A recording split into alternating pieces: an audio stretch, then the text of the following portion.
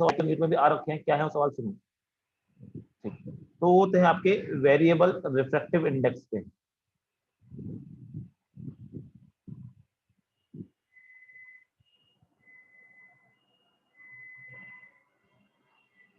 Variable refractive index पे सुनो क्या होता है। मान लो ऐसा हो रहा है कि आपका यहाँ पे एक सरफेस है, यहाँ पे दूसरी सरफेस है, यहाँ पे तीसरी सरफेस है, ऐसे बहुत सारी सरफेसेस है और इनके बीच में अलग अलग मटेरियल भरा, अलग अलग मीडियम है, सबके बीच में अलग अलग मीडियम। मतलब इसका मान लो कि इसका रिफ्रैक्टिव इंडेक्स μ2 है या μ1 है, यहाँ μ3 है। तो क्या हो रहा है, लगातार आपका रिफ्रैक्टिव इंडेक्स क्या कर रहा है, चेंज कर रहा है। ऐसे μ5 है, ऐसे μ6 है, ऐसे है। और मान लो कोई लाइट यहाँ पे ऐसे एंटर करती है और यहाँ पे जो एंगल बनाती है, यहाँ पे एंगल बनाती है, मान लो वो θ1। सवाल ये होता है कि जब वो यहाँ से निकलेगी, जब वो लाइट यहाँ से निकलेगी, जब वो लाइट यहाँ से कहीं से निकलेगी, तो उस टाइम पे वो कितना एंगल बनाएगी।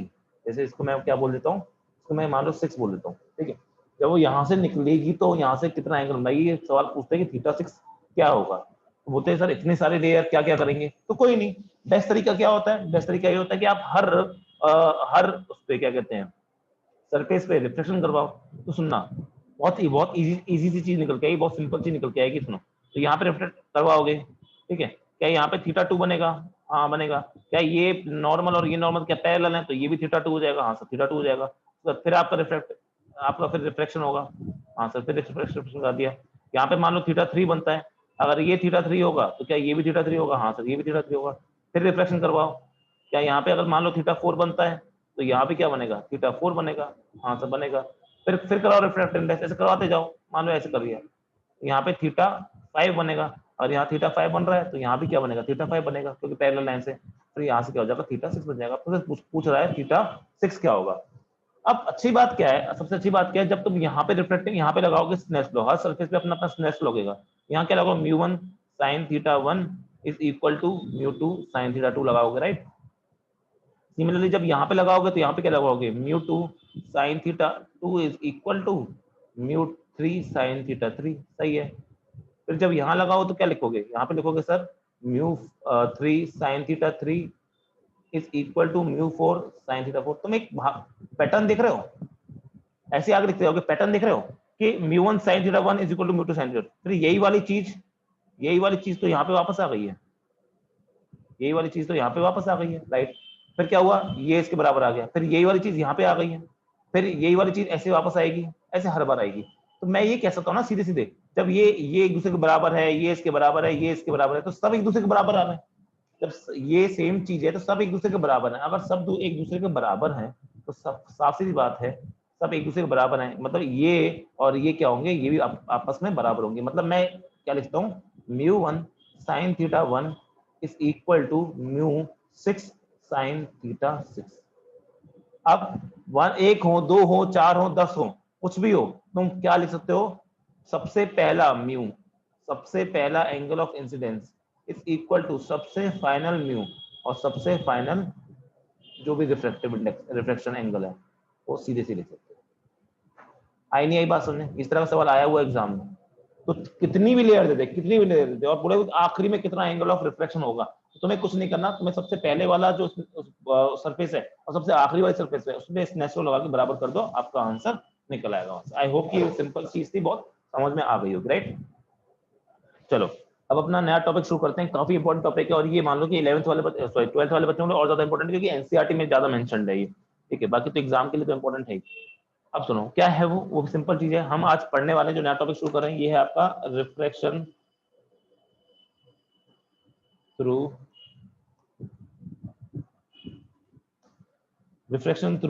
Spherical surfaces. सुनो काफी इंपॉर्टेंट है ये। प्रूफ नहीं करने वाले हम, बिल्कुल प्रूफ नहीं, हमें फॉर्मूले से मतलब है सर, प्रूफ की कोई जरूरत नहीं है, एग्जाम में भी नहीं आता है यहाँ से प्रूफ, इसलिए कृपया करके ध्यान देना अच्छे से, क्योंकि फॉर्मूले इंपॉर्टेंट है। और अब हम 2-3 चीजें एक साथ पढ़ेंगे, इसलिए समझना। रिफ्लेक्शन टू स्फेरिकल सरफेस, सुनो अभी तक तुम क्या पढ़ रहे थे, अभी तक तुम ये पढ़ रहे थे, मान लो आपकी इस तरह की सरफेस है, यहाँ से लाइट आ रही है, यहाँ से जा रही है, राइट। या फिर आप क्या कर रहे थे कि मान लीजिए आपका कोई ऑब्जेक्ट यहाँ पे रखा है, इसकी दूरी यहाँ से d है, तो बाद में दूरी क्या होती है, d डैश हो जाती है, सब आपने पढ़ाया, ठीक है। पर साफ सी बात है, आपने आपने फिर बाद में स्लैब पढ़ी, स्लैब आपकी इस तरह से थी, दोनों ये भी क्या थी, ये भी एक प्लेन सरफेस था, ये भी एक प्लेन सरफेस था। अभी अभी तक जितना भी आपने रिफ्लेक्शन करवाया ना बच्चों, सबके सब किससे करवाया हमने, प्लेन सरफेस से रिफ्लेक्शन करवाया, इसलिए उनका नाम मैंने क्या रखा था, प्लेन रिफ्लेक्शन। अभी तक जो भी आपने पढ़ा है वो प्लेन रिफ्लेक्शन मतलब प्लेन सरफेस से रिफ्लेक्शन हो रहा था। अब आपकी नई चीज आ गई है सामने, वो है आपका रिफ्लेक्शन थ्रू स्फेरिकल सरफेस। मतलब अब क्या होगा कि मान लो ऑब्जेक्ट यहाँ पे रखा है, ठीक है, और यहाँ पे एक आपकी स्फेरिकल, स्फेरिकल से मतलब क्या होता है कि आपने क्या किया, एक स्फेयर लिया इस तरह से, एक स्फेयर लिया इस तरह से, ठीक है, और स्फेरिकल के मान लो बीच में काट दिया, और इसके अंदर मान लो कुछ लिक्विड भरा हुआ कुछ। अगर आप अगर आप जब सरफेस को ऐसी वाली सरफेस का इस्तेमाल करते हो, ऐसी वाली सरफेस का इस्तेमाल करते हो, एक सरफेस ये हो सकती है। दूसरी बात, क्या आप ऐसी सरफेस का भी इस्तेमाल कर सकते हो कि आपका जो माल है वो पीछे है इसके, तो इस तरह की दो स्फेरिकल सरफेस बन सकती हैं, इस तरह की दो स्फेरिकल सरफेस आपके सामने बन सकती है। इसको हम बोलते हैं कॉन्वेक्स सरफेस बोलते हैं, और इसको हम बोलते हैं आपका कॉनकेव सरफेस बोलते हैं। आगे जाके हम थोड़े से और नाम चेंज करेंगे इसके। तो सुनो, मान लो ऑब्जेक्ट यहाँ पे रखा है, मैंने क्या किया, यहाँ पे इस तरह से बना दिया सरफेस, साफ सीधा दिख रहा है कि ये स्फेयर का पार्ट है। देखो जिसने भी मिरर पढ़ा है मेरे से, उसके लिए पढ़ना और आसान होगा, क्योंकि मिरर वाली चीजें यहाँ पे वापस आएंगी, पोल प्रिंसिपल एक्सिस वो सब। तो ये इस तरह से मान लो आपका है, आपको मतलब सिर्फ स्फेरिकल पार्ट है, ये कैसा है आपका, एक स्फेरिकल का पार्ट पोर्शन है, ये वाला जो पार्ट है, ठीक है। अब सुनो, जैसे आपने मिरर में पढ़ा था वही वाली सारी चीजें, मिरर इसलिए मैंने बहुत ज्यादा टाइम लिया था, समझो। ये क्या हो जाएगा, इसको हम बोल देंगे आपका पोल, इसको हम क्या बोल देंगे, इसको हम बोल देंगे आपकी प्रिंसिपल एक्सिस, जैसे हमने वहां पे बोल रखा था। अब सुनो एक बात, यहाँ से क्या होगा, यहाँ से क्या होगा, आपकी लाइट जाएगी इस तरह से, और फिर क्या होगा, रिफ्लेक्ट होगी। रिफ्लेक्ट के लिए क्या, अब नॉर्मल नॉर्मल थोड़ा टेढ़ा बनेगा ना, क्योंकि सरफेस टेढ़ी है, इस बार स्फेरिकल है, तो आपकी कुछ इस तरह से, मान लीजिए आपकी इस तरह से जा रही है, नॉर्मल के पास ऐसे जा रही है। सिमिलरली आपका क्या होगा कि ऐसे जाएगी लाइट यहाँ से, और यहाँ पे ऐसे मान लीजिए ऐसे मार दिया, तो लाइट नॉर्मल के पास जाएगी, तो वो यहाँ पे जाके मिल रही है, यहाँ पे जाके मिल रही है, तो आपकी इमेज क्या बन गई, यहाँ पे बन गई। अब सुनो, क्या यहाँ पे भी आप क्या कि यहाँ पे ऑब्जेक्ट है, यहाँ पर आपका ऑब्जेक्ट है, यहाँ पे आपका वो सब वाली चीज वापस लौट के आ रही है। एक सेकंड, हाँ यहाँ पे ऑब्जेक्ट है, तो मैं बोलूंगा पोल से डिस्टेंस नापता हूँ, तो ये क्या हो जाएगा, ये हो जाएगा आपका ऑब्जेक्ट डिस्टेंस। ठीक है, सेम टू सेम चीज वापस आ रही है जो हमने मिरर में पढ़ी है, ठीक है, क्योंकि पोल से हम सारे डिस्टेंस नापते हैं। उसके बाद क्या होगा, यहाँ से लेकर यहाँ तक, पोल से लेकर यहाँ तक, ये क्या हो जाएगा, ये इमेज डिस्टेंस है, ठीक है। तो इसको अगर मैं लिख दूं यहाँ पे, तो ये क्या हो जाएगा, ये हो जाएगा यू, यू क्या होता है ऑब्जेक्ट डिस्टेंस, वी, वी क्या होता है आपका, वी होता है आपका इमेज डिस्टेंस। अच्छा, क्या अगर ये स्फेरिकल पोर्शन है, अगर ये स्फेरिकल पोर्शन है, तो इसका अपना क्या होगा, इसका एक अपना आर भी होगा। आर का मतलब क्या हो जाएगा, रेडियस ऑफ कर्वेचर। आर का मतलब क्या हो जाएगा, रेडियस ऑफ कर्वेचर। वही सारी चीजें जो अपन ने मिरर में पढ़ी है, बस फर्क क्या हो जाएगा इस बार, अब वो फर्क निकल के आएगा। फर्क ये है कि यहाँ पर आपका म्यू1 नाम से कोई मीडियम है अलग, और यहाँ पे कोई और मीडियम होगा आपका म्यू2। मैंने इसको 2 लिया, इसको 1 लिया, क्यों, क्योंकि ऑब्जेक्ट आपका यहाँ पे रखा है, काम की रेस ऐसे जा रही है, ठीक है। तो आपके हिसाब से जहाँ सॉरी जाती जिससे रे आती है उसको 1 लेते हैं, रे यहाँ से आ रही है तो इसको 1 ले लिया, इसको 2 ले लिया, रे यहाँ पे जाती हुई महसूस हो रही है मुझे। दूसरी बात, क्या अगर आप ध्यान दो, क्या यहाँ पे एक्चुअली में आपका इमेज बन रही है, एक्चुअली मतलब क्या एक्चुअली में आपकी यहाँ पे लाइंस मीट कर रही हैं, तो यहाँ पे क्या बनेगी आपकी, ये इमेज जो बन रही है वो रियल इमेज बनेगी। क्या रियल इमेज वर्चुअल इमेज के बारे में हम अभी नहीं पढ़ने वाले, उसको थोड़ी देर बाद पढ़ेंगे, हम लेंस पढ़ेंगे, पर ये वाली बात होगी। मान लो सरफेस आपके पास इस तरह की होती, मान लो सरफेस आपके पास इस तरह से होती, तो इसको हम बोलते हैं आपका कॉनकेव सरफेस, और इस तरह से आपका ये होता ऑब्जेक्ट। फिर से मैंने यहीं पे रखा है, ठीक, ऑब्जेक्ट फिर से मैंने यहीं पे रखा है, ये ऑब्जेक्ट हो गया है यहाँ पे। अब जब इमेज की बनाने की बारी आती है, तो इस बार क्या होता है कि मान लो आपकी लाइट यहाँ से ऐसे जा रही है, नॉर्मल ऐसे बनेगा, नॉर्मल ऐसे बनेगा, लेकिन इस बार क्या होगा, अगर मैं मानूं कि बाहर वाला, देखो इन दोनों केस मैंने ये मान रखा है कि बाहर वाला जो रिफ्लेक्शन इंडेक्स है वो कम है अंदर वाले से, दोनों केसेस में, इस ऊपर वाले केस में भी और नीचे वाले केस में भी, तभी तो आपकी लाइट दूर जाए। इसमें क्या होगा आपकी, अगर अंदर वाला कम है तो यहाँ पे क्या होगा, नॉर्मल करीब, नॉर्मल करीब मतलब इस तरह से जाएगी, ठीक। यहाँ पे भी अगर दूसरी वाली बात करूँ, यहाँ पे लाइट ऐसे जाएगी, यहाँ पे नॉर्मल ऐसे बनेगा, तो इससे दूर जाएगी नॉर्मल से, तो ये हो गया। तो यहाँ पे क्या होगा, आपकी लाइट जो होगी इस बार वो पीछे की तरफ आएगी, लाइट आपकी यहाँ तो कहीं नहीं मिलने वाली, तो लाइट आपकी यहाँ पे मीट करेगी, यहाँ पे, तो ये इमेज बन जाएगी। तो ये वर्चुअल इमेज का केस है, पर अभी वर्चुअल और रियल के बारे में हम नहीं पढ़ने वाले, अभी बस इतना पढ़ रहे हैं। अब सुनो, यहाँ पे भी क्या हो जाएगा, यहाँ पे अगर हम नापेंगे तो ये पोल हो जाएगा, पोल से डिस्टेंस लेंगे तो ये क्या हो जाएगा, ये यू हो जाएगा, ठीक है। और यहाँ से अगर इमेज के बारे में बात की तो इस बार यू हो जाएगा। तो सुनो, मिरर में मैंने आपको क्या बताया था, जब डिस्टेंसेस आपके नेगेटिव होते हैं तो रियल होता है, राइट। मैंने मिरर में बताया था जब आपके डिस्टेंसेस होते हैं, चाहे ऑब्जेक्ट डिस्टेंस हो चाहे मिरर आपका इमेज डिस्टेंस हो, अगर वो नेगेटिव आंसर आता है तो वो रियल होता है, लेकिन इस बार ऐसा नहीं है, इस बार ऐसा नहीं है, इस बार कुछ और केस हो सकता है। लेकिन एक चीज तो पहले वाली अभी भी लागू है, क्या, काम की रेज वाली। मतलब अगर आप यहाँ पे क्या क्या मेजर कर सकते हो, आप यहाँ पे आप यू मेजर करोगे, राइट, यहाँ पे यू मेजर करोगे, यहाँ वी मेजर करोगे, यहाँ रेडियस ऑफ कर्वेचर मेजर करोगे, ये सब के सब क्या है, आपके डिस्टेंसेस है।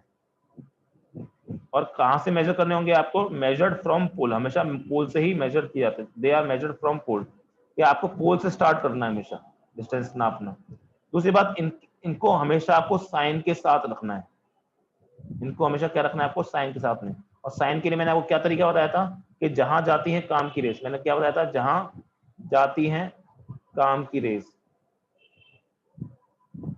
जहां जाती है काम की रेस। काम की रेस का मतलब क्या होता है, काम की रेस का मतलब होता है इंसिडेंट रेस, तो मेरे काम की इंसिडेंट रे। कोई बोलेगा सर इंसिडेंट रे क्यों नहीं बोलते आप, काम की रे क्यों बोलते हो? देखो बात ये, इंसिडेंट रे और भी है, एक ऑब्जेक्ट अगर यहाँ पे रखा है तो एक पीछे वाली भी इंसिडेंट रे है, ये वाली भी इंसिडेंट रे है, पर मेरे काम की नहीं है। काम की कौन सी है, सिर्फ ये वाली, मतलब इस तरफ मिरर की तरफ वाली, मतलब इसके लेंस की सरफेस की तरफ वाली, तो मैं उनको काम की रेस नहीं बोलता, कि पीछे होती है, इसलिए काम की रेस बोलना जरूरी है। ठीक है, अब सुनो मैं आपको समझाता हूँ कि यहाँ पे क्या क्या होगा। मान लो इस केस में, जब पहले वाला केस होगा तो रेडियस ऑफ कर्वेचर क्या लेंगे, ये क्या लेंगे, उनकी साइन क्या होगी बताता हूँ। सुनो, मान लो आपका इस तरह से सरफेस है, इंपॉर्टेंट है, इस तरह से सरफेस है आपकी, और ऑब्जेक्ट यहाँ पे रखा है आपका, इंपॉर्टेंट है ये, और सारी चीज समझ लो अच्छे से, क्योंकि यही चीज सब कुछ लेंस में आएगी और लेंस में मैं नहीं बताऊंगा। अब सुनो, यहाँ पे ऑब्जेक्ट है तो ये पोल हो गया, हर डिस्टेंस। अब काम की रेस किस डायरेक्शन में है, ये सारी चीज मैं बता चुका हूँ पहले, इसलिए रिवीजन समझ लो इसको। काम की रेस इस तरफ है, क्यों है इस तरफ, क्योंकि इस तरफ आपका वो है सरफेस है, और लाइट भी इस तरफ जा रही है, तो आप इस तरफ क्या मानोगे, सारे डिस्टेंस को प्लस मानोगे, पोल से मेजर करोगे तो, और इस तरफ क्या करोगे आप, उसको नेगेटिव मानोगे। अगर आपकी कोई भी लाइट अगर पीछे की तरफ जा रही होगी, या डिस्टेंस को भी पीछे की तरफ मानोगे तो नेगेटिव मानोगे। अब बात समझो, ऑब्जेक्ट यहाँ पर है, पोल यहाँ पर है, तो मुझे अगर ऑब्जेक्ट डिस्टेंस नापना है तो पोल से मैं ऑब्जेक्ट की तरफ जाता हूँ, तो मैं पीछे की तरफ जा रहा हूँ, तो ये हो गया यू। तो अब मैं क्योंकि पोल से पीछे की तरफ जा रहा हूँ, और मैंने क्या कहा पीछे की डायरेक्शन क्या होगा, नेगेटिव, तो इस केस में आपका जो यू होगा वो क्या होगा, नेगेटिव के साथ लिखा जाएगा। सिमिलरली अगर मैं बात करता हूँ, मान लो मेरी इमेज यहाँ बन रही है, देखो इमेज कहीं भी बन सकती है, मैं बस अभी बता रहा हूँ कि मैंने मान लिया यहाँ बन रही है, तो मैंने डिस्टेंस यहाँ मेजर करूंगा, ये डिस्टेंस और ये डायरेक्शन आपकी सेम है। मैंने कहा कि काम की रेस की डायरेक्शन राइटवर्ड है, राइटवर्ड डिस्टेंस है, तो ये भी, इस केस में आपका वी क्या हो जाएगा, पॉजिटिव। वही सारी चीजें कर रहे हैं जो अपन ने मिरर में की थी, जिनने नहीं पढ़ा है मिरर उनको रिवीजन करवा रहा हूँ इस तरह से। अब दूसरी बात सुनो, यहाँ पे इसका क्या है, रेडियस ऑफ कर्वेचर। अब रेडियस ऑफ कर्वेचर तो डिस्टेंस होता है, उसको पॉजिटिव लेना है नेगेटिव लेना है, इसके बारे में सुनो। तो मैं क्या करूंगा, मैं जानता हूं कि मुझे रेडियस ऑफ कर्वेचर बनता कहाँ पे, क्या इस तरह से स्फीयर है, अगर स्फीयर को मैं पूरा बना दूं, स्फीयर को पूरा बना दूं तो इस तरह से बनेगा, तो सेंटर कहीं यहाँ पड़ेगा, अगर सेंटर कहीं यहाँ पड़ेगा, पोल यहाँ पर है, सेंटर और पोल के बीच की दूरी क्या हो जाएगी, रेडियस ऑफ कर्वेचर। तो रेडियस ऑफ कर्वेचर आप ऐसे नापोगे ना, पोल से आप ऐसे नापोगे। अब वो कहाँ नाप रहे हो, आप राइट की तरफ नाप रहे हो, राइट की तरफ आपने क्या लेते हैं, राइट की तरफ आप हमेशा प्लस लेते हो, तो इस केस में, इस वाले केस में आप रेडियस ऑफ कर्वेचर को क्या लोगे, विद पॉजिटिव साइन लोगे। इंपॉर्टेंट है बहुत ज्यादा ये चीज। इस केस में क्या करोगे आप, रेडियस ऑफ कर्वेचर को पॉजिटिव साइन के साथ में ही लोगे। आई होप ये वाली बात समझ आ गई। मान लो आपके पास में दूसरा वाला केस है, आपके पास में दूसरा वाला कॉनकेव वाला केस है, और कॉनकेव वाले केस को मैं बनाता हूँ यहाँ पे, सुनना। देखो साइन कन्वेंशन में गलती मत कर देना, क्योंकि सारे आंसर सिर्फ साइन पर डिपेंड करते हैं,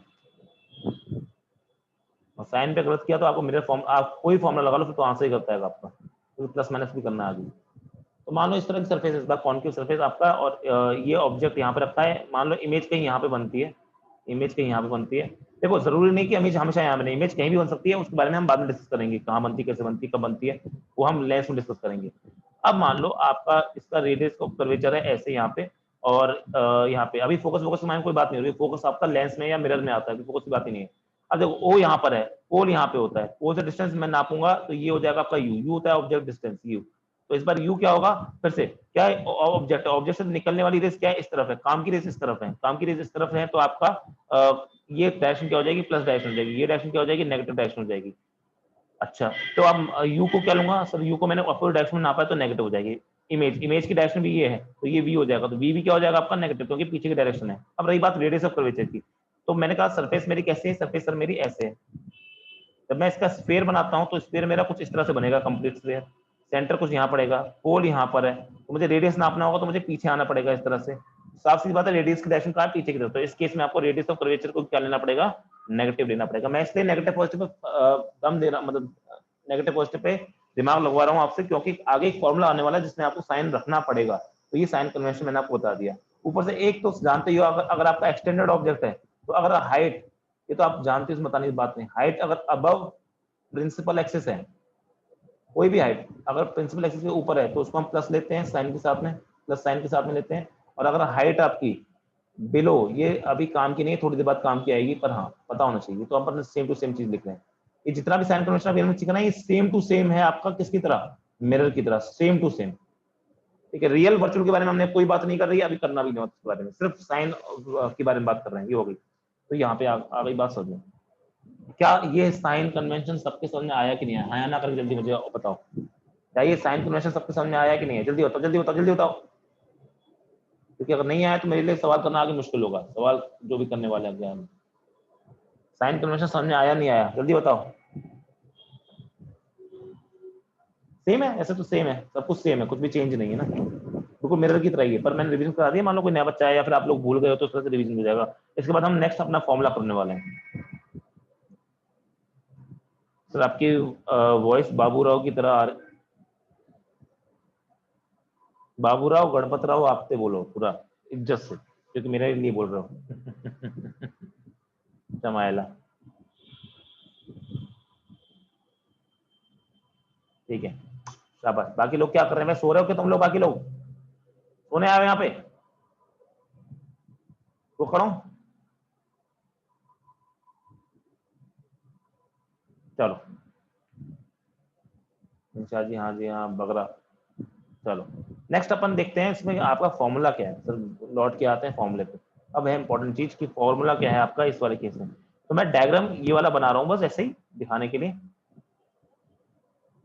ताकि मैं कुछ कुछ चीज दिखा सकूँ यहाँ पे। मान लो ये है आपका ऑब्जेक्ट और ये है आपका इमेज बन रही है।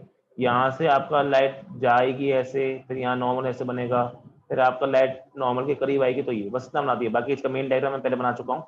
ये हो गया, इसको मैंने म्यू वन ले लिया। जहाँ ऑब्जेक्ट होता है उसको हम म्यू टू म्यू वन ले सकते हैं, और जहाँ ऑब्जेक्ट होता है उसको म्यू वन, जहाँ पे इमेज होती है उसको म्यू टू। ऐसा कुछ नहीं, जहाँ ऑब्जेक्ट होता है उसको म्यू वन लेते हैं बस, बाकी दूसरा ऑटोमेटिक म्यू टू हो जाएगा।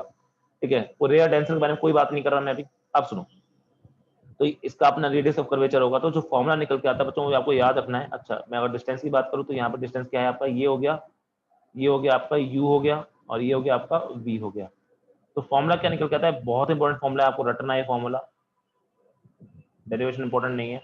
और फॉर्मूला है आपके लिए, वो है फॉर्मूला आपका μ2/v minus μ1/u is equal to μ2 minus μ1/r। बहुत इंपॉर्टेंट फॉर्मूला, μ2/v। देखो जब मैं फॉर्मूला लिखवाऊं तो अपने मन में बोला करो, ये फॉर्मूला मेरे साथ में बोला करो, μ2/v माइनस μ1/v, तो तुम्हें उस याद होने के चांस बढ़ जाएंगे उस टाइम पे। μ2/v माइनस μ1/u, u है अगर कंफ्यूज ना होना v से। ठीक है, इंपॉर्टेंट फॉर्मूला है, μ2/v minus μ1/u is equal to μ2 minus μ1/r। ठीक है, जहाँ पे v और क्या है, u क्या है आपके डिस्टेंस। अब इंपॉर्टेंट बात क्या है, एजम्पशंस क्या माना है हमने? ये माना है कि formula is valid for, formula is valid for, ये तो मतलब ऐसी है टाइम पास लिखने वाली बात, क्योंकि हमेशा ही होता है ये पेरेक्शियल रेस के लिए। ये फॉर्मूला किसके लिए वैलिड है आपका? पेरेक्शियल रेस के लिए, मतलब एंगल ऑफ इंसिडेंस छोटा होना चाहिए। दूसरी बात इंपॉर्टेंट क्या है आपका, put u v r with sign. और साइन कैसे रखना है इसके बारे में आपको डिटेल में पहले बता चुका हूँ। और लास्ट चीज है इसमें ध्यान देनी है कि μ2 और μ1 किसको लेना है, वो वाली बात आपको पता है। μ1 उसको लेते हैं जहां से आती है, कौन आती है आप जानते हो कौन आती है, और जाती है, जिसमें जाती है, किसमें जाती है वो भी आपको पता है, तो ज्यादा बात नहीं करेंगे इस बारे में। वो बुलाती है मगर जाने का नहीं, वो वाली बात भी नहीं है यहाँ पे। ठीक है, तो ये इस तरह का यहाँ पे बनता है। मैं आपको एक दो चीज और करवा देता हूँ अभी यहाँ पे, एक दो जो चीज बची है वो भी करवाता हूँ। देखो अगर तुमने ध्यान दियो, हमने प्लेन मिरर पढ़ा था। प्लेन मिरर में पहले हमने देखा था कि हम ऑब्जेक्ट लेते हैं, इमेज लेते हैं, हमने इमेज बनाना सीखा था। उसके बाद हमने क्या सीखी थी? वेलोसिटी निकालना सीखी थी, राइट। सिमिलरली जब हमने आपका कॉनकेव कॉन्वेक्स मिरर पढ़ा था, स्फेरिकल मिरर पढ़ा था, तो हमने उसमें क्या पढ़ा था? पहले हमने मिरर फॉर्मूला पढ़ा था, और मिरर फॉर्मूला के बाद में हमने क्या पढ़ा था कि मैग्निफिकेशन क्या होता है, ये पढ़ा था। और तीसरी चीज क्या हमने पढ़ी थी? हमने पढ़ा था वेलोसिटी इन स्फेरिकल पढ़ी थी। सिमिलरली जब हमने प्लेन रिफ्लेक्शन पढ़ा था तो हमने इमेज बनाना सीखा था, और कितना डिस्टेंस पे जाता है, एपरेंट डिस्टेंस और एपरेंट डेप्थ, सारी चीज पढ़ी थी। उसके बाद हमने वहां पे भी वेलोसिटी पढ़ी थी। सेम यहाँ पे होगा, यहाँ पे स्फेरिकल सरफेस में भी क्या होगा, पहले अपन ने फॉर्मूला पढ़ लिया, फॉर्मूले के बाद अपन क्या करते हैं, मैग्निफिकेशन पढ़ सकते हैं, और उसके बाद अपन फिर वेलोसिटी भी पढ़ सकते हैं, तीनों चीज पढ़ लेते हैं। खैर यहाँ पे वेलोसिटी और मैग्निफिकेशन बहुत कम पूछा जाता है एग्जाम में, यहाँ से पूछा नहीं जाता एक तरह से, लेकिन इसका मतलब ये नहीं कि पूछ नहीं सकता, इसका मतलब ये बिल्कुल नहीं है कि वो पूछ नहीं सकता आपसे। सुनो, तो यहाँ पे अगर मैं बात करूँ नेक्स्ट आपका जो मैंने बताया था मैग्निफिकेशन दो तरह की होती है, पर आपको अगर कुछ ना बोला गया हो तो आप एक ही मैग्निफिकेशन मानते हो और वो होती है आपकी, जिसका नाम एक्चुअल नाम होता है ट्रांसवर्स मैग्निफिकेशन। अगर कुछ ना बोले तो आप इसी को लेते हो मैग्निफिकेशन, अगर कुछ ना बोले तो आप इसी को मैग्निफिकेशन मान लेते हो। अब सुनो, तो यहाँ पे सबके फॉर्मूले अलग हैं। अब लेकिन मैग्निफिकेशन का एक कॉमन फॉर्मूला हमेशा होता है, मैग्निफिकेशन का एक फॉर्मूला होता है हमेशा। क्या होता है वो फॉर्मूला, चाहे मैं लिख देता हूँ, सुनो। एक मैग्निफिकेशन का फॉर्मूला होता है आपका height of image upon upon upon नहीं अपॉन, अपन की ऐसी आदत पड़ गई बोलने की, मैं अपॉन को भी अपन बोल रहा हूँ, हाइट ऑफ ऑब्जेक्ट। ये फॉर्मूला जो बच्चों है ना, ये फॉर्मूला हमेशा वैलिड है, चाहे तुम ये मिरर में लगाओ, ठीक है, चाहे तुम ये लेंस में लगाओ, चाहे तुम ये रिफ्लेक्शन में लगाओ, चाहे तुम ये रिफ्लेक्शन में लगाओ, कहीं भी लगाओ ये फॉर्मूला तो बेसिक फॉर्मूला है, ये हर जगह लगता है। पर बात यह है कि अलग अलग जगह एक नए नए फॉर्मूले भी आते हैं। फॉर एग्जाम्पल, जब हमने पढ़ा था, जब हमने इसको मिरर के लिए पढ़ा था, किसके लिए, जब हमने इसको मिरर के लिए पढ़ा था, स्फेरिकल मिरर के लिए, तो एम क्या था आपका, H I upon H o is equal to क्या निकल के आया था आपका, वी अपॉन यू निकल के आया था। क्या ये, sorry, minus v upon u निकल के आया था, क्या ये निकल के आया था माइनस वी अपॉन यू। लेकिन जब हम इसको इस स्फेरिकल रिफ्लेक्शन में लगाना चाहते हैं, जब इसको हम स्फेरिकल रिफ्लेक्शन में लगाना चाहते हैं, तो इसका फॉर्मूला फिर कुछ और होता है। देखो, m is equal to h I upon H O तो होगा ही होगा, ठीक है, लेकिन इस केस में कौन से केस में देख रहे हैं, for reflection through spherical mirror. Spherical mirror कहां से, स्फेरिकल सरफेस, एक सिंगल स्फेरिकल सरफेस से क्या है, तो उसके लिए अगर हम देखें तो उसके लिए एच आई अपॉन जो एच ओ तो जनरल फॉर्मूला है, ये निकल के आता है आपका n1, सॉरी n1 नहीं बोलना है, तो n1 वैसे n1 लिखती है कुछ किताबें, आप बोल सकते हो mu one by mu two into v by u। देखो वहां माइनस वी बाई यू था, यहाँ पे प्लस वी बाई यू, लेकिन साथ में क्या लिखा हुआ है, ये आपका लिखा हुआ है कुछ कुछ और एक फॉर्मूला और होता है, उतना इंपॉर्टेंट नहीं है जितना इंपॉर्टेंट नहीं है, खैर ये दोनों इंपॉर्टेंट नहीं है उतने। तो ये होता है v minus r upon u minus r, ये भी फॉर्मूला है पर उतना इंपॉर्टेंट नहीं है, इसलिए कम ही टीचर करवाते हैं इसको, इतना पार्ट इंपॉर्टेंट है। मैं खैर पूरे पे डब्बा बना रहा हूँ ताकि मान लो कभी आए फॉर्मूला तो आप कुछ कोई भी फॉर्मूला लगा सकते हो, पर ये फॉर्मूले अक्सर कम पूछे जाते हैं। ये वाला मैग्निफिकेशन जो है स्फेरिकल सरफेस में इतना इंपॉर्टेंट नहीं है, इससे ज्यादा इंपॉर्टेंट बाद में काम आएगा जब आप पढ़ोगे, क्या, जब आप पढ़ोगे लेंस। लेंस बहुत ज्यादा इंपॉर्टेंट है आपके लिए, लेकिन उनसे पहले ये सब कुछ पढ़ना जरूरी है। तो मैग्निफिकेशन फॉर्मूला क्या होता है, सबसे मेन फॉर्मूला आप याद रखो ये वाला, mu one by mu two into v by u, ये फॉर्मूला मेन है आपका। H I upon H O तो सबके लिए होता है, ये फॉर्मूला कोई याद नहीं कराता, ये फॉर्मूला है अगर उसको याद भी करना है तो mu one by mu two into v by u is the formula for the magnification in case of reflection through spherical surface, single reflection through single spherical surface, ठीक है। चलो ये वाली बात समझ आ गई। नेक्स्ट अपन पढ़ लेते हैं आपका वेलोसिटी। अगर मैं बात करूं आपका वेलोसिटी, देखो सारी चीजें हम इतना जल्दी जल्दी पढ़ सकते हैं क्योंकि हम इससे पहले इतना सारा पढ़ चुके हैं, सब कुछ चीजों को इतने अच्छे से पढ़ चुके हैं, इसलिए यहाँ पे हम थोड़ा फास्ट कर सकते हैं, क्योंकि पहले हमने बहुत धीरे धीरे पढ़ा है, इस चीजों को पहले हमने बहुत धीरे धीरे पढ़ा है और उसी का यूज करके हम आज इतना थोड़ा फास्ट स्पीड से पढ़ सकते हैं। तो ये फॉर्मूले पढ़ने हैं,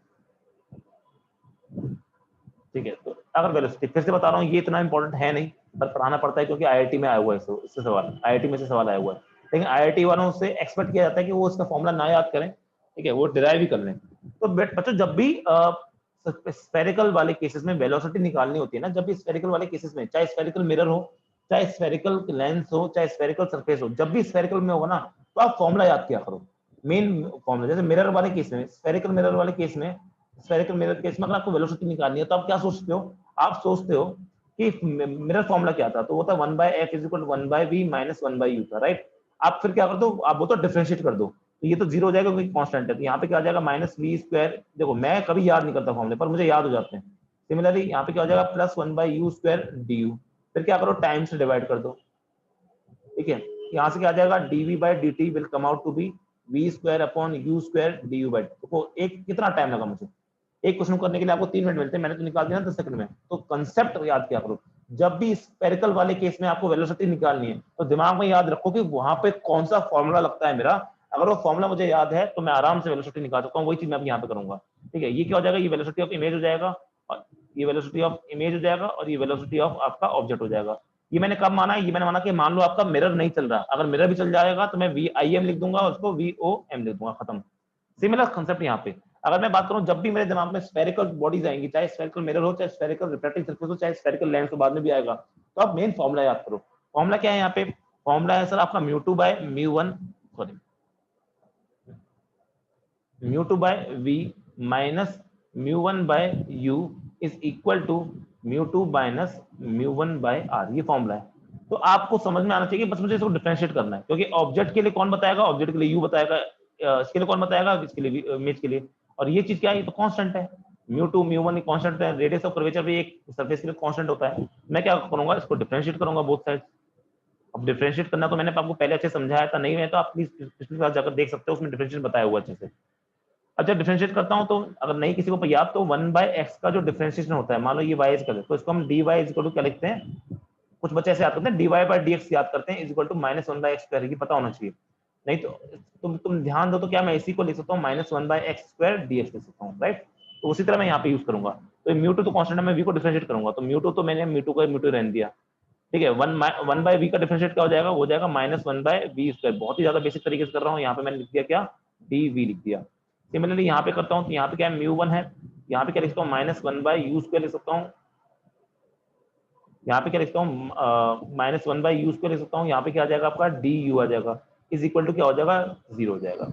अब मैं क्या कर सकता हूँ कि मुझे वेलोसिटी से मतलब होता है, और वेलोसिटी क्या होती है? Distance upon time. तो यहाँ पे मैं dt से डिवाइड कर देता हूँ, ठीक है। अब सुनो, अब इसको मैं अगर ध्यान से थोड़ा सा रीअरेंज करूंगा, तो रीअरेंज तो मैं आई होप कि आप लोग कर पाओगे, इतना कोई तोप चीज नहीं रीअरेंज करने में, ठीक है। रीअरेंज बहुत सिंपल है इसका। तो पिछले बार मैंने कोई गलती कर दी थी क्या यहाँ पे? सॉरी, मैंने यहाँ मिरर वाले में गलती करी है, यहाँ प्लस होता है बच्चा, तुमने ध्यान नहीं दिलवाया, क्योंकि सेम फॉर्मूला आ जाता वरना, या माइनस आता है, ठीक है, कोई बात नहीं। यहाँ पे जब सॉल्व करता हूँ, तो ये क्या निकल के आएगा? ये निकल के आएगा dv by dt is equal to v square upon u square, sorry ये निकल के आएगा आपका म्यू1 बाय म्यू2। थोड़ा सा रीअरेंज करना है, और आप दिमाग लगाओगे तो कर लोगे, इसलिए घर पे बैठ के एक बार करना जरूर। जितनी भी चीजें बच्चों मैं आपको यहाँ पे करवाता हूँ ना, कृपया करके घर पे जाके उसको खुद से करने की कोशिश किया करो, तभी। कोई मुझसे बोलता है ना सर फिजिक्स कैसे करनी चाहिए, फिजिक्स का सिर्फ एक तरीका है, जो मैंने क्लास में पढ़ाया उसको घर पे जाकर रिविजन करना है, और एक बार खुद हाथ से लिख के आना है सब कुछ, जितना भी क्लास में पढ़ाया ना, जितना भी क्लास में लिखा है, लिखवाया मैंने। तुम्हें तो और ज्यादा लिखना है, क्योंकि तुम्हें तो नोट्स बनाने पड़ते हैं ना, तो एक बार अपने हाथ से जरूर लिखो इन चीजों को, क्योंकि मैंने मेरा पढ़ा दिया वो अलग है, क्योंकि मुझे तो सब कुछ आता है यार, मैं कॉपी किताब की बिना करता हूँ, तुम नहीं कर सकते। इसलिए एक बार अपनी तरफ से घर पे जाकर जरूर करना है। पहले देखो, अगर देख के लिखना है देख के लिखो, एक बार लिख लिया, उसके बाद दूसरी बार वापस लिखो, लेकिन दूसरी बार कोशिश करो मैं कम से कम देखूं, और जहां भूल रहे हो वहां पे बीच बीच में देख लो। ये अगर तुमने ऐसे कर लिया ना 2-3 बार, मेरी गारंटी फिजिक्स तुम्हें याद हो जाएगी, और उस दिन तुम्हें फिजिक्स पढ़ने में मजा भी आएगा। फिजिक्स जब तक समझ में नहीं आएगी, जब तक याद नहीं होगी, तब तक उसको 10 बार तुम लिख नहीं लोगे। अब ये डी बाई डी टी क्या होता है? ये डी बाई डी टी तो मैं क्या रहा हूँ, क्या ये सॉरी, इमेज का डिस्टेंस चेंज हो रहा है, इमेज का डिस्टेंस चेंज हो रहा है, इसका मतलब इसको मैं क्या लिखता हूँ? इसको मैं वेलोसिटी ऑफ इमेज लिख सकता हूँ, is equal to mu one by mu two. यहाँ पे क्या हो जाएगा? V square by u square, और ये d by d t, u क्या है? ऑब्जेक्ट डिस्टेंस, यानी object distance with respect to time change हो रहा है, यानी उसको क्या बोलता हूँ ऑब्जेक्ट वेलोसिटी की ऑब्जेक्ट। अब ये फॉर्मूला तो आ गया निकल के, पर दिक्कत ये है, आपने इसमें ये क्या मान रखा है कि आपकी सरफेस क्या है रुकी हुई है। मान लो सरफेस इस तरह से थी, वही वाली बात जो हर बार करता हूँ, मान लो सरफेस इस तरह से थी, आपका ऑब्जेक्ट की वेलोसिटी क्या है? इस तरफ है, वी ओ मान लिया। आपकी इमेज की वेलोसिटी क्या है?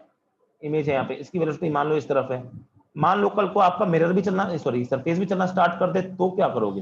तो मैंने इसके लिए बताया था ना आपको, पहले बहुत बार बता चुका हूँ, मैंने बताया था जब ऐसी चीज आ जाए तो आप रिलेटिव मोशन का इस्तेमाल करते हो। आप क्या मानते हो कि मैं आपका सरफेस को रुका हुआ मान लेता हूँ, सरफेस को रुका हुआ मान लेता हूँ, मतलब मैं क्या करूंगा? If surface is also moving, if surface is also moving, तो उस केस में मैं क्या करूंगा? आपका बस इस वी आई को हटा के इस वी आई की जगह वी आई एस लिख दूंगा। सिमिलरली बाकी जहां भी जितनी वेलोसिटीज है उनको हटा के बस उसकी जगह पे एक विद रिस्पेक्ट टू एस लगा दूंगा। ये क्या हो जाएगा? V square upon u square. जिसको नहीं पता ये चीज, वो एक बार रिलेटिव मोशन की वेलोसिटी जाके देखिए, रिलेटिव मोशन की वीडियो जाकर देखिए, तो इसको वी एस, जहाँ पे वी आई एस क्या हो जाएगा? वी आई एस हो जाएगा आपका v i minus v s, और आपका वी ओ एस क्या हो जाएगा? V o minus v s. अगर सरफेस नहीं चल रही है फिर तो कुछ सोचना ही नहीं, फिर तो बहुत इजी चीज है। तो इसको मैं डब्बा बंद कर देता हूँ ताकि आपको ये चीज समझ में आ जाए। मैंने फिर से कहा, वेलोसिटी वाले फॉर्मूले याद नहीं होते हैं, कोई दिक्कत नहीं, कंसेप्ट अगर तुम्हें समझ में आ गया ना एक बार, कि मैं हर बार करता क्या हूँ, चाहे स्फेरिकल मिरर हो, स्फेरिकल लेंस हो, स्फेरिकल सरफेस हो, तब आपको मेन फॉर्मूले को डिफरेंशिएट करके आंसर निकालना है, जल्दी आ जाएगा, ज्यादा टाइम लगेगा नहीं। बस थोड़ा डिफरेंशिएट में गलती मत कर देना वहां पे। लगा एक पाप के चक्कर में दूसरा पाप करके आ गए। ठीक है, तो ये वाली चीज आपको पता होनी चाहिए। अब सुनो, एक और बात बस इसमें बतानी है, मैं सिर्फ कह रहा हूँ कि इससे सवाल नहीं आते, पर बताना मेरा कर्तव्य है, मेरा धर्म है, क्योंकि मैं ऐसा नहीं हो सकता कि मैं किसी टीचर की तरह ये बोल दूं कि नहीं यार ये नहीं आता तो मैं छोड़ दूंगा, या मैं बोल दूं कि आप लोगों को तो आता होगा तो छोड़ दूंगा। ऐसे में ना एक सवाल छोड़ने नहीं वाला, कभी कुछ नहीं छोड़ने वाला। बस याद रखना कि यहाँ पे VI VO और VS क्या होते हैं आपके, आपके विद साइन पुट करना। साइन इस बार ऐसा कुछ नहीं है कि आपको राइट की तरफ प्लस लेना है, कहीं किसी भी तरफ प्लस लो, किसी तरफ माइनस लो, लेकिन जहां पे प्लस ले लिया उसका उल्टा को माइनस लो, बस ये। सवाल इसमें आते नहीं ज्यादा, इसलिए मैं इस सवाल पे ज्यादा फोकस कर नहीं रहा, इसलिए क्योंकि फालतू टाइम वेस्ट करने से अच्छा कोई मतलब है नहीं कि टाइम वेस्ट कराऊं मैं इतने चीजों पे। देख लूंगा, तो सवाल मिल जाएगा तो मैं सवाल करवा भी दूंगा, वैसे सवाल आते नहीं है इसमें। चलो अपन अब क्या करते हैं, ये हो गया आपका वेलोसिटी। तो थ्योरी के हिसाब से ना बच्चों, थ्योरी के हिसाब से आपका प्लेन ये स्फेरिकल सरफेस से रिफ्लेक्शन इतना ही है, थ्योरी इतनी है, इससे ज्यादा नहीं है। लेकिन इसका यूज करेंगे हम आगे कहाँ, लेंस में। लेंस में आज नहीं पढ़ा रहा हूँ, अभी मैं एक दो सवाल करवाऊंगा, उसके बाद आज छुट्टी कर देंगे। एक दिन में एक टॉपिक करें तो ज्यादा अच्छा है ना, क्योंकि देखो एक बात काम करना, मैंने आपको सवाल अभी डिस्कस नहीं किया ना, तो क्वेश्चन नंबर एक बार उसमें लिख लो अपने पास, अगर तुम्हारे पास कहीं जगह हो तो बता दो क्वेश्चन नंबर कहाँ से कहाँ तक है आपका। देखो ऐसा नहीं है एक्सरसाइज 1 नहीं हो मैंने करने के, वो तो सिर्फ एक्सरसाइज 1 करो, एक्सरसाइज 2 एक्सरसाइज 3 एक्सरसाइज 4 भी करो, उसमें देखो तुमसे जो जो सवाल बन सकते हैं वो सारे सवाल करना शुरू कर दो। क्वेश्चन नंबर 65 से 67, क्वेश्चन नंबर 66 तीन चार क्वेश्चन है, 65 से 67 तीन क्वेश्चन है, तो तीन क्वेश्चन आपके उसमें दे रखे हैं बुक में, जो मैंने आपको मॉडल भेजे, तो वो देखो, जो देखो मेरी मेरी गारंटी है, मेरी गारंटी है। यहाँ पे बच्चे मुझे पूछते हैं कितनी तैयारी, क्या तैयारी करनी है। अगर तुमने इज्जत से मॉड्यूल लगा लिया ना, मत लगाओ एससी वर्मा में, बिल्कुल नहीं करा, मैं नीट वाले बच्चों को ले रहा हूँ, मत लगाओ तुम एससी वर्मा, मत लगाओ तुम डीसी पांडे, भाड़ में जाए डीसी पांडे, भाड़ में जाए एससी वर्मा। लेकिन अगर तुमने वो मॉड्यूल ढंग से लगा दिया जो तुम्हें भेजा है, मेरी गारंटी है कि तुम्हारा फिजिक्स में, अगर फिजिक्स में तुम्हारा पेपर अगर 180 नंबर का पेपर होता है, मान लो 180 नंबर हो ही रहा है, मान के लो, ठीक है, 180 नंबर का पेपर होता है नीट वालों का, अगर तो मेरी गारंटी तुम 150 लेके आ जाओगे, मेरी गारंटी। अगर तुमने इज्जत से, मैं हर सब्जेक्ट का मॉड्यूल भेजूंगा तुम्हें, ठीक है, हर सब्जेक्ट का मॉड्यूल भेजूंगा, हर टॉपिक का, हर चैप्टर का मॉड्यूल भेजूंगा, और हर चैप्टर में लगभग किसी में 150 क्वेश्चन है, किसी में 100 क्वेश्चन है, किसी में 200 है, किसी में 250, ऐसे क्वेश्चन है। अगर तुमने हर चैप्टर के मॉड्यूल एक बार ढंग से, एक बार ढंग से इज्जत से 2 बार लगा लिए, 3 बार लगा लिए, तो मेरी गारंटी है तुम्हारे 150 नहीं रुक सकते, 150 से कम तो आ ही नहीं सकते तुम्हारे फिजिक्स में। ठीक है, बहुत सारे बच्चों यहाँ पे हैं जिनके 100 के आसपास आ जाते हैं, किसी 70-80 रह जाते हैं, 60 ही रह जाते हैं, 100 के ऊपर सोचना ही, तुम लोग सोचते हो नहीं 100 तो बहुत ज्यादा होते हैं, सोचते हो ना। मैं फिर से कह रहा हूँ, अगर तुमने मॉड्यूल इज्जत से लगा लिया, अपनी श्रद्धा से, श्रद्धा भावना प्यार जो भी होता है सबसे लगा लिया, तो सही कह रहा हूँ, तुम्हें 150 नंबर लाने से कोई नहीं रोकता फिजिक्स में। उसके बाद तुम्हारी आगे की मेहनत है कि तुम उसमें आगे कितना अच्छा स्कोर कर सकते हो। ठीक है, तो प्लीज उसको सीरियस ले लो। डिस्कस मैं नहीं कर पा रहा हूँ, पर डिस्कशन आप लोग आपस में करो ना। 3-4 बच्चे हैं जो बहुत अच्छे डिस्कशन में, मुझे बड़ा अच्छा लगता है आप लोगों को डिस्कशन देखना। और सर बोर्ड में बेटा एनसीईआरटी की तक सवाल लगा लो। बोर्ड में पहली बात तो एनसीईआरटी सवाल लगा लो, दूसरी बात उनके प्रीवियस पेपर लगा लो, जो बोर्ड वाले बच्चे हैं, यहाँ पे एक दो बच्चे हैं, ठीक है, आगे, हाँ यहाँ लिखता हूँ मैं, सॉरी, बोर्ड वाले बच्चे जो हैं उनके लिए मेन है कि आप अपनी एनसीईआरटी को रटो। रटने से मेरा मतलब है, आपके लिए इंपॉर्टेंट क्या है, आपके लिए इंपॉर्टेंट डेफिनेशंस, बहुत ज्यादा इंपॉर्टेंट डेफिनेशन। मैंने थोड़ा डेफिनेशन पे थोड़ा कम जोर दिया है, पर आपको डेफिनेशन पढ़नी है आपके लिए। एक तो इंपॉर्टेंट है बहुत सारा डेफिनेशन, दूसरे हैं आपके लिए जो आपके एनसीईआरटी में पीछे न्यूमेरिकल्स दे रखे हैं, एनसीईआरटी के एक्सरसाइज एग्जांपल्स जो दे रखे हैं, ठीक है, और उसके पीछे जो एक्सरसाइज दे रखी है वो, ठीक है, ये बहुत इंपॉर्टेंट है। और तीसरी चीज ले लेना तुम, प्रीवियस पेपर्स, प्रीवियस ईयर्स के पेपर्स, ये जरूरी है, बहुत ज्यादा जरूरी है। अगर तुमने ये आखिरी वाली चीज नहीं करी तो मुश्किल हो जाएगा फिर बोर्ड में। और नीट आईआईटी वालों को बता देता हूँ कि तुम्हारे लिए तो क्या जरूरी है।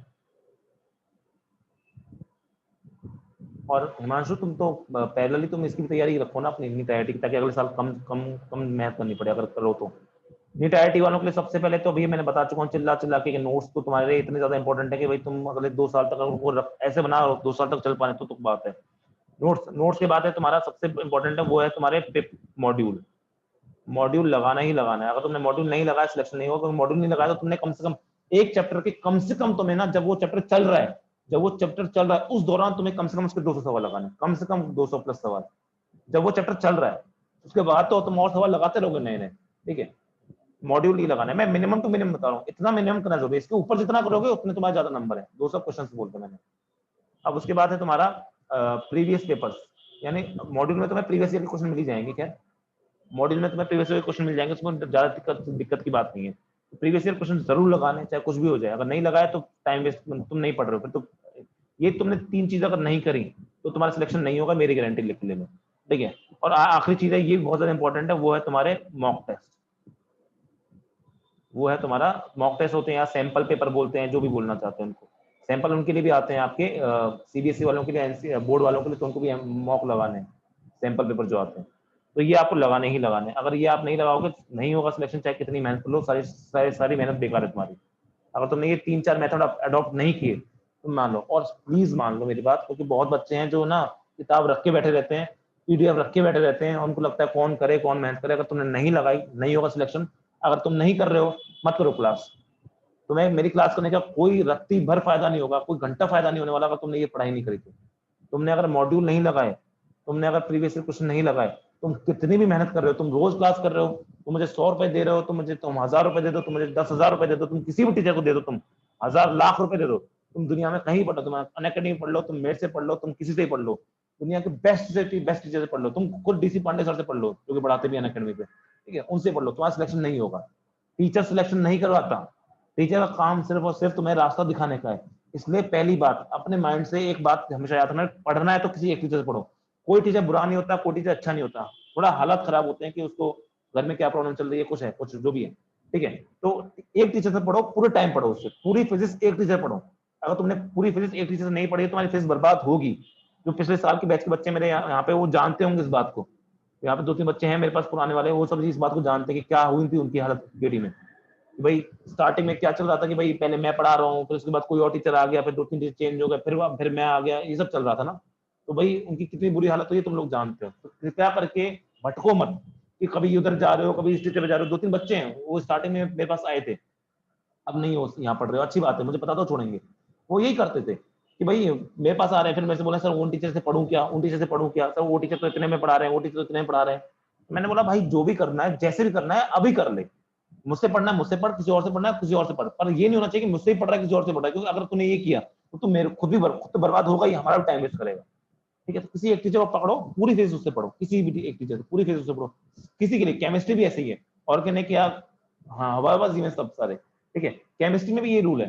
केमिस्ट्री में भी मैं ये नहीं बोला केमिस्ट्री में ऑर्गेनिक, इनऑर्गेनिक और फिजिकल तीनों तीनों एक ही टीचर से पढ़ो। वो अलग अलग टीचर से पढ़ना पढ़ो, पर ऑर्गेनिक किसी एक से पढ़ रहे हो तो एक ही से पढ़ो, इनऑर्गेनिक किसी एक से पढ़ रहे हो एक ही से पढ़ो। हाँ ऐसा हो सकता है कि पहले महीने तुम जो भी करना है ना पहले महीने में डिसाइड कर लो। ऐसा ना हो पहले महीने पढ़ने के बाद फिर तुम दूसरे महीने किसी और टीचर के पास जा रहे हो कि नहीं वो तो अच्छा नहीं पढ़ा रहे। अबे तो अच्छा नहीं पढ़ा रहा ना, वो उसका 1 हफ्ते में 1.5 हफ्ते में पता चल जाएगा तुम्हें। 1 हफ्ते 1.5 हफ्ते दो क्लास में पता चल जाएगा।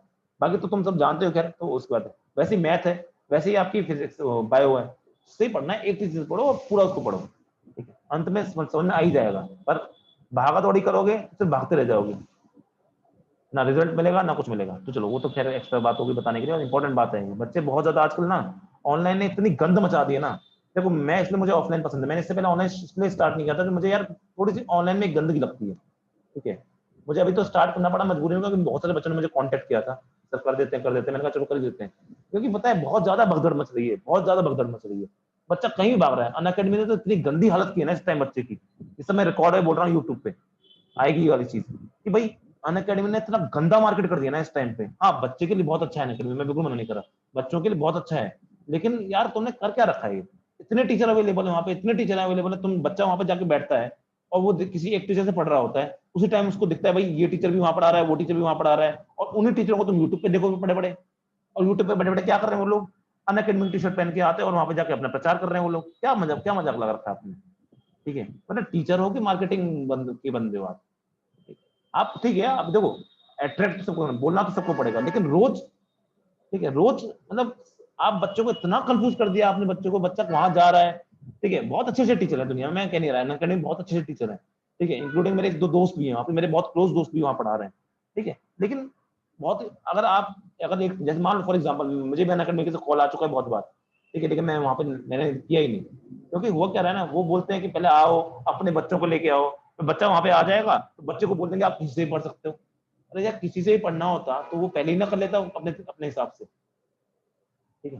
हाँ पैसा बहुत है वहाँ पे, अगर उसको अनअकैडमी पे अगर बच्चे को किसी से ही पढ़ना होता तो वो तो पहले ही अपने आप ढूंढ लेता, वहां पे जाएगा, जो टीचर उसको लेके गया है वहां पे अनअकैडमी पे बच्चे को, ठीक है, वो बच्चा फिर दिखेगा नहीं डीसी पांडे सर भी पढ़ा रहे हैं, मैं भी पढ़ा रहा हूँ। अब होगा पता है क्या उसमें, उसमें ये होगा कि मान लो मैं मेरे तुम मेरे खास हो, मैं तुम्हें लेके गया वहां पे, तुम मेरे खास हो, बहुत अच्छे स्टूडेंट हो, मैं तुम्हें वहां पे लेके गया, चलो एक काम करो तुम मेरे स्टूडेंट हो, वहां पढ़ो, वहां पे अच्छा तरीका मिल रहा है, ये वो है, तुम गए, फिर तुम्हें अचानक दिखा कि यार अखिलेश सर से तो ना इस टाइम 12-13 ही बच्चे पढ़ रहे हैं, ठीक है, अच्छा तो पढ़ा, तुम्हें पता है अच्छा पढ़ाते हैं, तुम्हें दिल से पता है अच्छा पढ़ाते हैं, ठीक है, पर तुम्हें दिख रहा है सर अखिलेश सर की क्लास में तो सिर्फ 12-13 बच्चे आते हैं, फिर तुम्हें ऑप्शन मिल रहा है डीसी पांडे सर भी पढ़ा रहे हैं, अमन दत्तरवाल जी पढ़ा रहे हैं, और बहुत सारे टीचर हैं वहाँ पे अच्छे अच्छे, ठीक है, तो तुम क्या करोगे, डीसी पांडे सर की क्लास में बोलोगे उनकी तो किताब है यार, वो तो अच्छे टीचर ही होंगे, तुम उनकी क्लास में बैठते हो, उनकी क्लास में देखोगे अरे उनकी क्लास में सर 250-300 बच्चे आ रहे हैं, इतने सारे बच्चे आ रहे हैं, ठीक है, वहां पे वहीं तुम्हारा दिमाग खराब, तुम बोलोगे सर तो अच्छे होंगे, मैं बिल्कुल मना नहीं कर रहा, डीसी पांडे सर बहुत अच्छे हैं, पर बात यह है कि तुम्हें कौन सूट कर रहा है यार, तुम्हारा दिमाग का लेवल क्या है। हाँ तुम लोग भीड़ के पीछे और यूट्यूब पे वो जो प्रचार करे जा रहे हैं उसके पीछे, ठीक है, सब कुछ करे जा रहे हैं, तुम्हारे दिमाग का लेवल क्या है। भाई मैं आज जो है 12 यहाँ 12 बच्चे जो क्लास कर रहे हैं, 11 बच्चे जो क्लास कर रहे हैं ना, मुझे एक एक बच्चे का दिमाग पता है, एक एक बच्चे का कि कौन बच्चा कब सवाल करता है, एक एक बच्चे का नाम पता है मुझे। अनअकैडमी पे है क्या ये, बता दो मुझे, कितने बच्चों के नाम, अगर तुम लोग क्लास भी कर रहे हो, मान लो तुम्हारे टीचर तुम्हारा नाम जानता है क्या, ये फर्क है ऑफलाइन ऑनलाइन का। और इसलिए मैंने जानबूझ के इस बैच में कम ही बच्चे रखे थे कि भैया नहीं, मुझे वो सब नहीं करना है गंदगी, भाई अल्लाह बच्चे आ जा रहे हैं, बच्चे आ रहे हैं, समझ में आ रहा है नहीं आ रहा पता ही नहीं, ठीक है, बस चले जा रहे हैं चले जा रहे हैं चले जा रहे हैं, भाई पैसे ही कमा रहे हैं। अब अनअकैडमी इतना पैसा कमा चुका है कि आईपीएल में उसने स्पॉन्सरशिप कर रहा है, सोचो आईपीएल में उसने लगा रखे पैसे, तो यार वो तो कमा रहे हैं आप लोगों की वजह से। मैं ये नहीं कह रहा अनअकैडमी खराब है, पहली बात तो, ठीक है, पता लगा तुम जाके मेरी बुराई करो, अनअकैडमी बुराई कैसे कर दी, अनअकैडमी बहुत अच्छा है, बच्चों के लिए बहुत अच्छा है, लेकिन बच्चों का दिमाग भी उतना ही खराब हो रहा है वहाँ पे। टीचर को तो खैर वो बर्बाद कर ही रहे हैं वो लोग, तो बात अलग है, ठीक है, हमारी बात अलग है, तो लेकिन उसका ना जाने का मेरा कोई और रीजन है। चलो अपन क्या कर रहे थे, मैं फालतू तुम लोग ना बताते बताते, देखो यही बात है यार, तुम लोग ना बच्चे हो, अभी तुम्हारी उम्र ऐसी है कि तुम लोग ना भटक सकते हो, कोई दिक्कत नहीं, और तुम्हें चाहिए फिर ऐसा टीचर, मैं ऐसे नहीं कह रहा मैं वही टीचर हूँ, मैं वो हूँ, तुम जो रास्ता दिख रहा हूँ, ऐसा कुछ नहीं है, इतने समझदार तो तुम हो, लेकिन भटकना बंद करो। ये ऑनलाइन दुनिया में ना इतना भटकाव है ना आज के टाइम पे, कि भाई हर कोई अपने आप को बेच रहा है, ऑनलाइन में हर कोई अपने आप को बेच रहा है, और जिसमें तुम्हें दिख जाए कि नहीं यार ये तो स्मार्ट बोर्ड पढ़ा रहा है तो अच्छा टीचर होगा, स्मार्ट बोर्ड पढ़ाने वाला टीचर अच्छा नहीं होता, हर किताब लिखने वाला टीचर अच्छा नहीं होता। हाँ बहुत सारे टीचर भाग गए अनअकैडमी से, और बस तुम देखो बहुत सारे तुम यूट्यूब पे डाल देना अनअकैडमी फ्रॉड, कितने टीचरों के नाम आ जाते हैं जो बोलते हैं कि मैंने अनअकैडमी छोड़ दिया, क्यों छोड़ रहे हैं, अगर अच्छा है अनअकैडमी तो अनअकैडमी क्यों छोड़ रहे हैं लोग, ठीक है, बच्चों के लिए मैं कह रहा हूँ, बच्चों के लिए अभी भी अच्छा है, पर बात ये है कि तुम भटकना मत, तुम्हें जिससे पढ़ना है पढ़ो, भटको मत बस। जैसे अभी 2-4 दिन पहले मैं डिस्कशन देख रहा था तुम लोगों का, मैं डिस्कशन देखता रहता हूँ ना ग्रुप पे, तो तुम लोग आपस में डिस्कस कर रहे हो कि सर कौन सा टीचर अच्छा है, कौन सा टीचर अच्छा है, कौन सा टीचर अच्छा है। अबे अगर तुम एक वो सोचो, 6 महीने अगर मान लो रह गए हैं तुम्हारे नीट के, 6 महीने पहले तुम ये डिस्कस करोगे तो कौन सा टीचर अच्छा है, तो तुम कर क्या रहे थे दोनों से, टाइम पास कर रहे थे बैठे बैठे, मतलब तुम्हारी क्लास 12 निकल गई पूरी पूरी, नीट का एग्जाम लेट हो गया इस बार, जबकि तुम्हें तैयारी तो नीट की बहुत पहले से कर देनी चाहिए थी। अबे सीबीएसई का एग्जाम खत्म तो मार्च में ही हो गया था ना, तब से कर क्या रहे तुम लोग, तुम्हें टीचर ही नहीं मिला इतने महीनों से, अब तुम डिस्कस कर रहे हो कि नोट्स में दे दो, टीचर दे दो, टीचर कौन है, टीचर कौन है, अरे ये क्या कर रहे हो। हाँ टीचर का सजेशन चाहिए, एक आध बच्चा आता है तो आता है, अब वो एक ही बच्चा उसको बता दिया कि ये टीचर अच्छा है, वो टीचर के डेमो कर रहा है, फिर वही बच्चा फिर दूसरे बच्चे का डेमो कर रहा है, वो तीसरे बच्चे का, और तुम करके आ रहे हो उस टाइम पे। अगर मान लो तुम्हें टीचर के बारे में नहीं पता, कोई बात नहीं, एक टीचर बता दिया ना तुम्हें, अब उसे पढ़ो ना, पढ़ो, अगर तुम्हें पसंद आ रहे हैं तो पढ़ो, फिर वापस नया टीचर, अरे तुम कर क्या रहे हो यार। After lots of hi sir we like Unacademy अच्छा है, अनअकैडमी इसलिए अच्छा है क्योंकि अनअकैडमी मेरे काफी दोस्त हैं, मेरे काफी प्यारे प्यारे दोस्त हैं, ठीक है, दूसरी बात उसकी वजह से तो अच्छा नहीं है, खैर अच्छा आप लोगों के लिए अच्छा है, क्योंकि जितनी फीस ऑफलाइन में लगती है, कोटा वोटा में बात करें, कोटा में लाखों में फीस पहुंच रही है, ठीक है, उतनी फीस अनअकैडमी में नहीं है, लेकिन कम भी नहीं है, ठीक है, तो अनअकैडमी अच्छा, अगर मैं ओवरऑल बोला जा रहा है तो अनअकैडमी क्या है आउट ऑफ 10, तो मैं अनअकैडमी को यार 5 ही दूंगा, ठीक है, अनअकैडमी को 5 5.5 दूंगा, उससे यार नहीं दूंगा, ठीक है। हाँ यही बात है, बच्चा डेमो लेता है, डिसाइड नहीं करता है, एंड में उसका डेमो, सबका डेमो बचता है बाद में, ठीक है यार, ये ना खत्म करो दुनिया, तुम क्या कर, मैं भी कुछ नहीं करता, ऑफलाइन होता तो मैं डांटता पीटता मारता सब करता, पर ऑनलाइन में वो मजा नहीं है, पर फिर भी मैं पूरी कोशिश कर रहा हूँ, मैं अपनी तरफ से पूरी जान लगा रहा हूँ कि मुझे यहाँ बैठे बैठे एक एक बच्चे को मेरी एक बात समझ में आए, ठीक है, इतना तुम देखते भी होगे, कोशिश भी होती होगी मेरी, इतना एक ही बच्चे का मैं नाम लेता हूँ, एक ही बच्चे को मैं नमस्ते लेता हूँ, एक ही बच्चे को मैं thank you bye good night भी करता हूँ, ताकि एक ही बच्चों को ये लगे कि हाँ बड़ा हम ऑनलाइन रहे लेकिन हम सामने ही बैठे एक तरह से, तो मजा है पढ़ने का, वो मेरे को मजा लेना है और कुछ नहीं है। ठीक है, ठीक है, यही मजा मुझे आप सब तक पहुंचाना है, यही मजा मुझे मुझे देश की हर लड़की तक पहुंचाना। चलो मैं क्या भटक गया मैं। चलो अपन ने टॉपिक तो खत्म कर लिया है, क्वेश्चन कर लेते हैं एक दो, उसके बाद फिर अपन छुट्टी करेंगे आज की। क्वेश्चन है आपका, सुन क्वेश्चन ले लें, क्वेश्चन बस अच्छा सा प्यारा सा मुस्कुराहट वाला।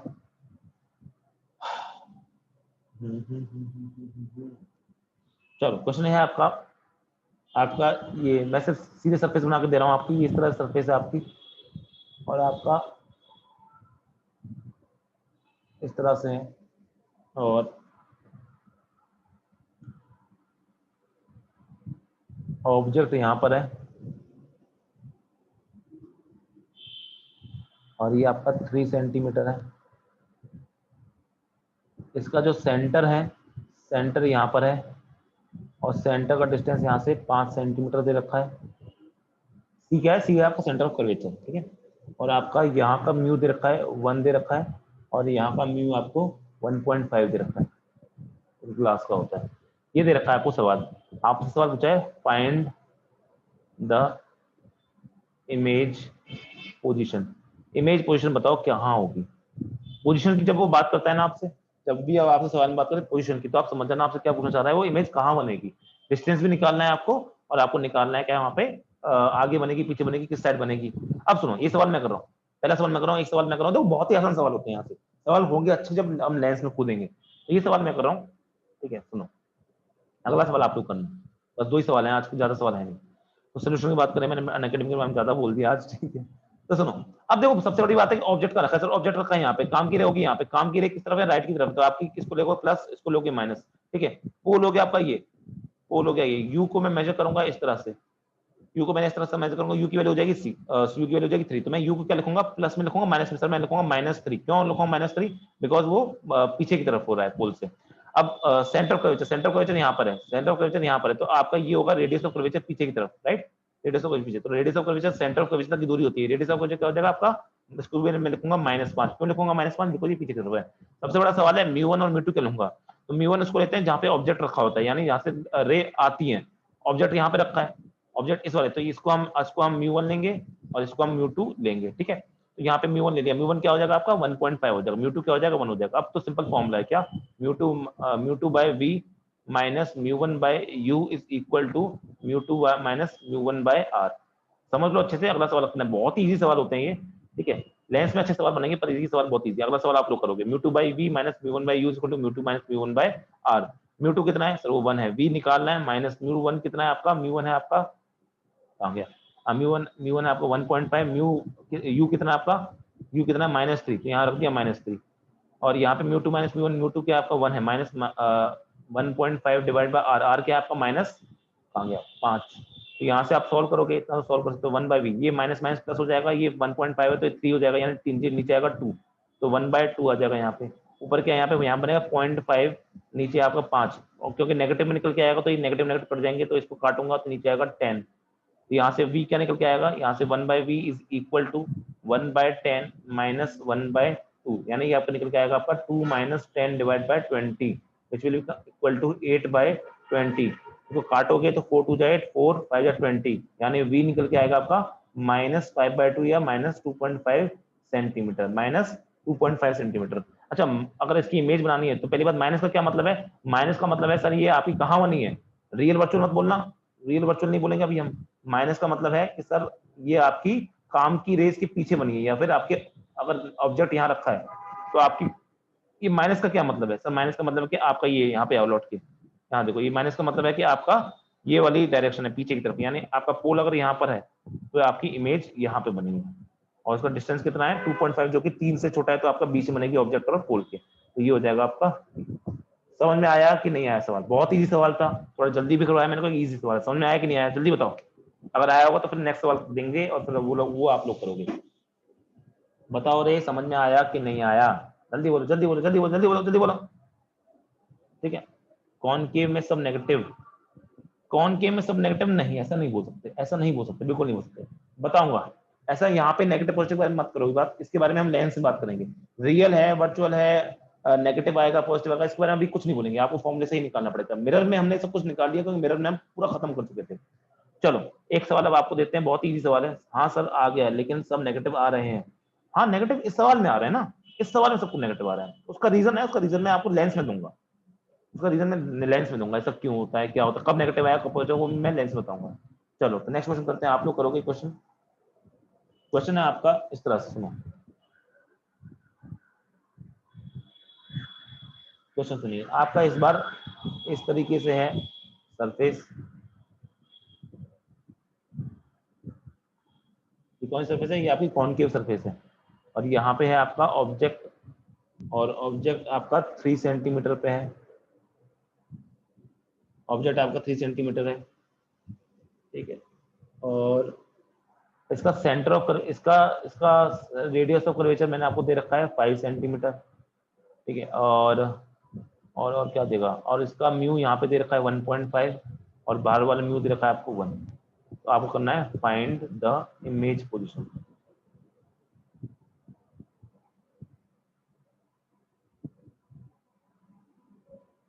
करो करो करो करो करो करो करो, पता जल्दी करो, आसान क्वेश्चन है बहुत।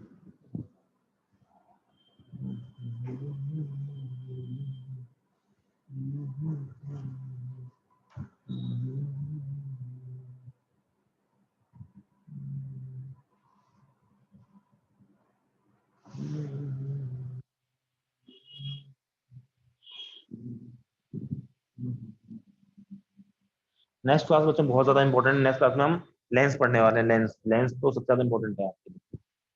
बताओ क्या आंसर आ रहा है, लेंस से तो क्वेश्चन कंफर्म्ड है, कंफर्म्ड।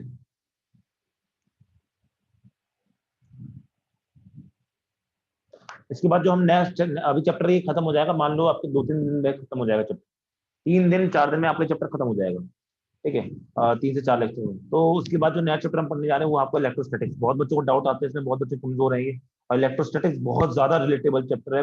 अगर इलेक्ट्रोस्टैटिक्स नहीं आया तो आप करंट इलेक्ट्रिसिटी कमजोर हो जाएगा आपका, आपका कैपेसिटर कमजोर हो जाएगा आपका, आपका थोड़ा बहुत मैग्नेटिज्म भी कमजोर होगा, क्योंकि बाद में हम मैग्नेटिक इफेक्ट ऑफ करंट पढ़ते हैं ना, मैग्नेटिक इफेक्ट ऑफ करंट में करंट आ रहा है तो वहाँ पे भी इलेक्ट्रिसिटी कंसेप्ट आएंगे। तो इसलिए इलेक्ट्रोस्टैटिक्स पढ़ेंगे, बहुत बड़ा चैप्टर है लेकिन बहुत ज्यादा इंपॉर्टेंट चैप्टर है, और इसलिए बड़े बड़े चैप्टर मैं खत्म करना चाह रहा हूँ अभी, ताकि बाद में जब छोटे छोटे चैप्टर को तो हम थोड़ा पास भी ले सकते हैं, और बड़े बड़े चैप्टर खत्म करने हैं। नेक्स्ट चैप्टर है आपको इलेक्ट्रोस्टैटिक हुआ, ये अभी 3 से 4 दिन का और बचा है, 3 से 4 बताओ भाई क्या आंसर आ रहे हैं, अभी तक आंसर नहीं आया तुम लोग इतनी देर लगा रहे हो।